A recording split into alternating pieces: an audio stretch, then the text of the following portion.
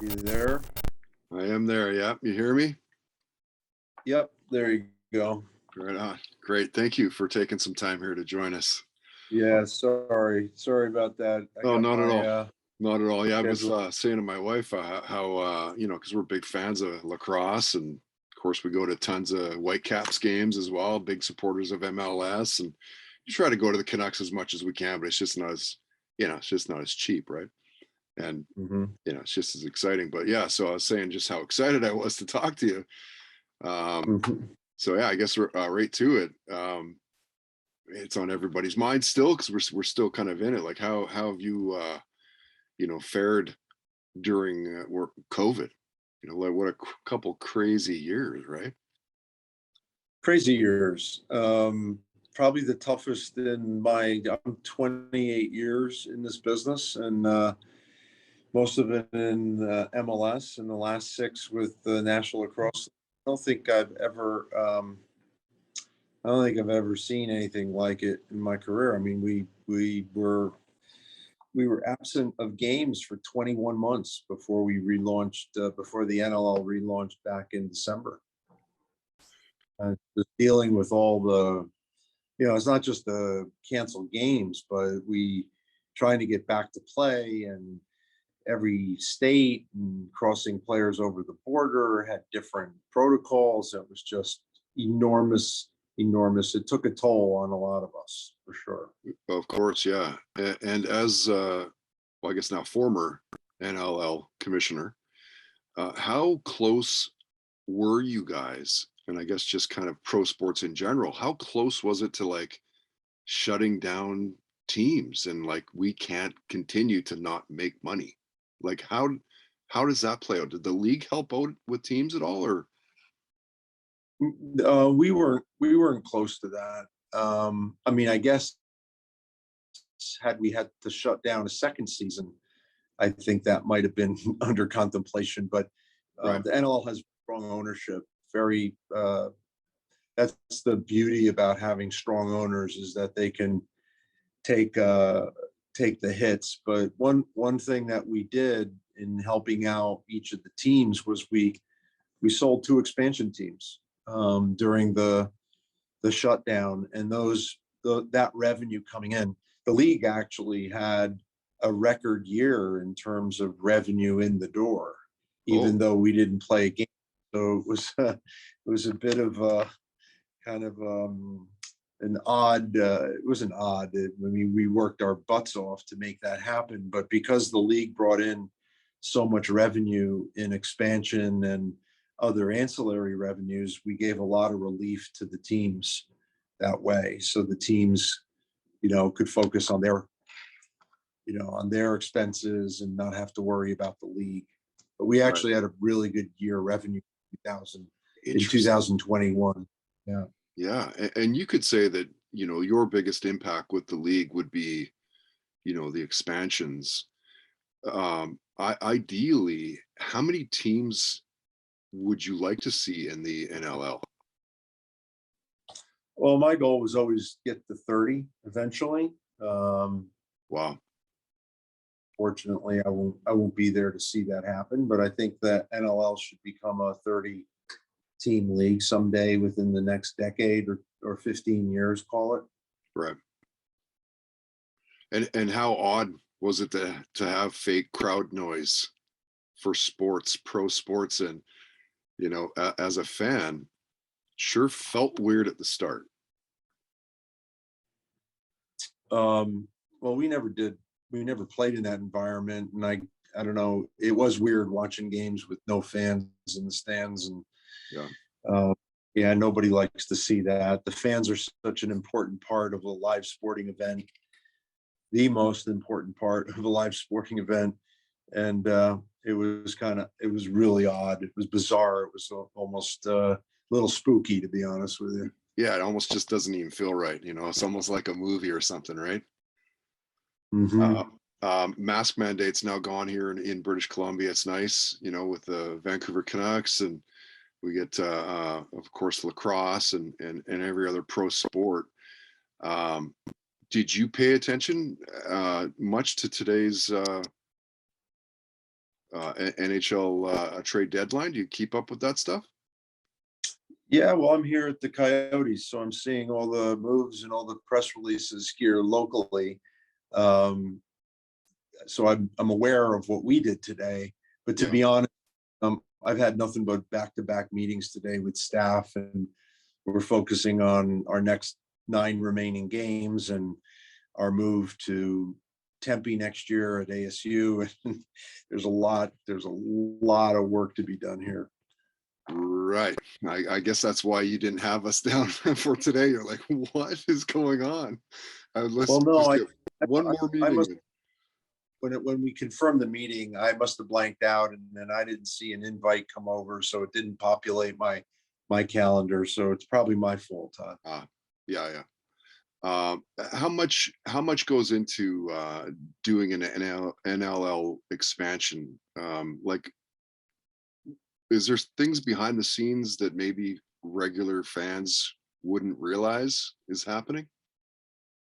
Oh yeah, everything's behind the scenes. The negotiations, the development and cultivation of the market, and the owner who's ultimately going to buy, the application process, the negotiation of all the agreements. That's principally all behind the scenes.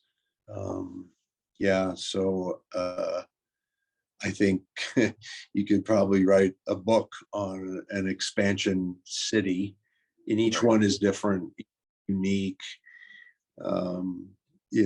It doesn't matter, big market, small market, sophisticated owner, that is other sports properties, or just a standalone owner. They all have their unique characteristics, and it's not easy work for sure. But we got 2 of them done in the middle of a pandemic, so I'm really proud of that effort. That's for sure. Yeah, that's amazing. And what is an average day for you, Nick? Or does that even exist? There is no average day. Every day is different. Every day has an agenda that starts early in the morning and ends late at night.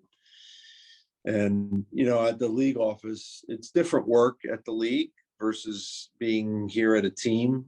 I spent most of my career on the team side, and team operations, and running teams, and running local operations. The league is very different because you're overseeing multiple teams, and you're more of a governing body than you are a operator of a local business in a marketplace.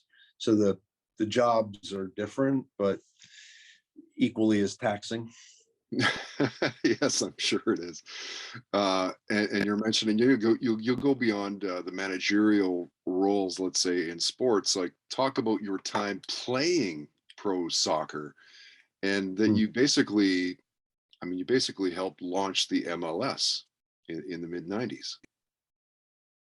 Yeah, I played for almost 7 years as a professional player. Signed my first contract in France as a young 21-year-old, and then played a season there, and then went to Portugal and played a season there. Came back to the U.S. I played 1 season of indoors in New York, and then I finished my career in Tampa for the Tampa Bay Rowdies in 1990. So I guess it was probably 8 years. Maybe I played on and off. In the 80s, soccer was a tough sport to make a living at. So we didn't play for the money. We played for the love of the game. And Mhm. then I retired at a pretty young age. 29 years old for a soccer goalkeeper is young. And then the opportunity to join Major League Soccer came along a few years later, and I joined the league as part of a very small group of executives to start Major League Soccer.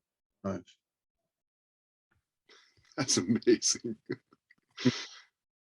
There's a few guys like, hey, we should probably start a league up. Yeah, well, it wasn't just a few guys. It was Robert Kraft and Phil Anschutz and John Kluge and Stu Subotnick and some Lamar Hunt, the late Lamar Hunt in Kansas City. So they weren't just a few average guys. They were above average and in every way, on and off the field. And Right. then the group that we put together with Alan Rothenberg as the founder of the league, and Randy Bernstein and Kathy Carter and Ivan Gazidis and Sunil Gulati and myself was part of that group. We had some terrific other people that joined us, and we launched the league in '96 as our first season. So Wow. not even a soccer league in North America, that's for sure. Yeah, that's exciting. And so as a player, obviously, you know, success is you're kind of, that's what you're going for. And you're kind of going for it as well in the managerial side of things. Which is it tastier, when you're playing and winning, or when you're managing a team and winning? The feeling is the same. The as a player, you have more control over the outcome Right. than you do as you're off the pitch and managing. So I prefer the playing part because you have more control over the outcome of the game. That was the hardest part of getting used to being on the executive side when I first became an executive, was understanding that when that whistle blew, I had no control over the outcome of the game.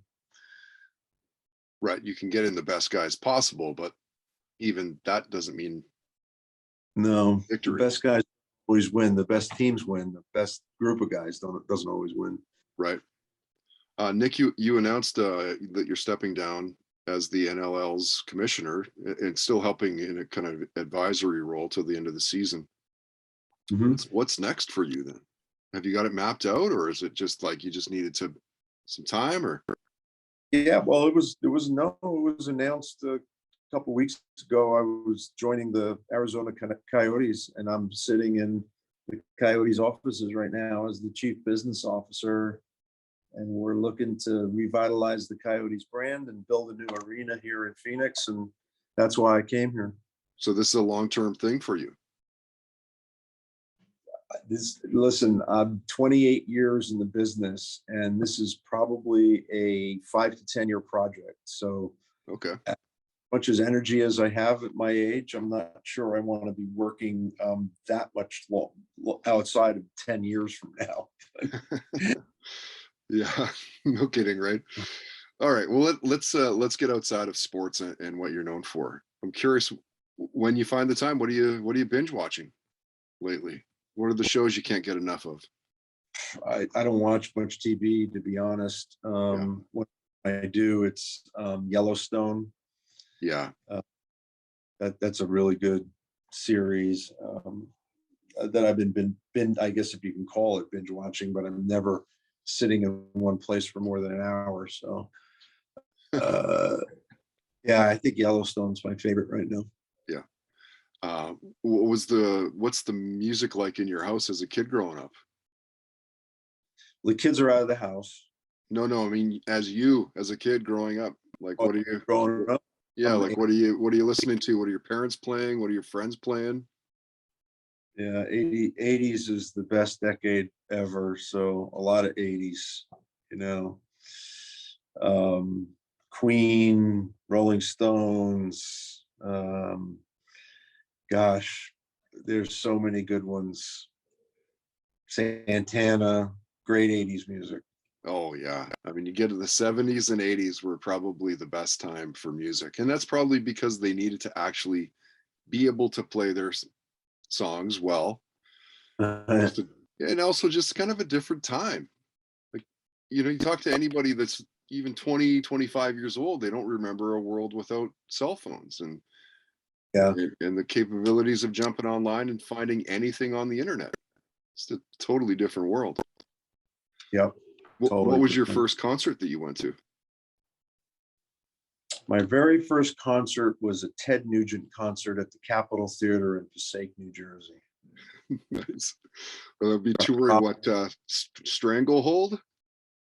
1977, maybe 78. Okay. So you're a teenager at that point. I'm 17 years old. Okay. Anything stand out from the show? I know I lost my hearing for a couple of days afterwards. That's about it. That's amazing. And it's amazing that he's still today, present day, still making music. Still I playing. know. Yeah. I know. We know, you know, your love of sports probably doesn't end where you are. Do you get into like watching MMA fights like UFC and Bellator and all that? Yeah, my sons and I, we love MMA. We love UFC fights, and yeah, we're into that. Any chance we are together and there's a fight on, we're watching it together. Yeah. Yeah, that's great. I love fight. Who's your favorites? Yeah, favorites? Oh, favorites. I just enjoy like the big matchups. So I guess Conor McGregor is kind of my favorite. I have a European culture and a background, and I kind of get him a little bit from a European standpoint. But Did you see yeah, that I fight just that like. he had with Poirier and he broke his leg? No, I didn't see that one. Whew. Oh my God. Like how the pain of that, even with the shock value, would still go like, holy man, what is going on? Nick, what's the worst job you've had? The worst job I had, probably my very first job in high school. It was a summer job, and I worked for a large produce company, and I was stuck in a giant warehouse that was refrigerated, and I was separating the bad produce from the good produce. So the good produce went onto the shelves. So that was probably my worst job. A stinky worst job. Are you And are you a gambler? that summer, I would never have a job I hated to go to. Yes. Are you a gambler? No, I'm not a gambler. Yeah, me neither. I am Vegas not. here and there, I will. Yeah. No, I don't. All right, I'll ask you a couple more, and we'll wrap it up. Again, thank you again for taking some time here today, Nick. You Tell us a near-death story where you were like, "Holy crap, I could have just died there." Well, this one's a true life one. So I'm a cancer survivor. I had leukemia.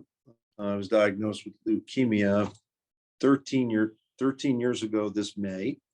I'm sorry. It was January. But this May I officially was cured 13 years ago. So during the process, it's actually, leukemia is a very survivable disease these days because of all the modern science, but what they put you through is like hell. And most people die from the treatment, not the disease. And there was one time I was like deep into the treatment where I walked to the bathroom and went to the bathroom and came back to my bed, and I almost didn't make it, and I nearly passed out. It was a pretty horrifying experience, but thank God I didn't. So Wow.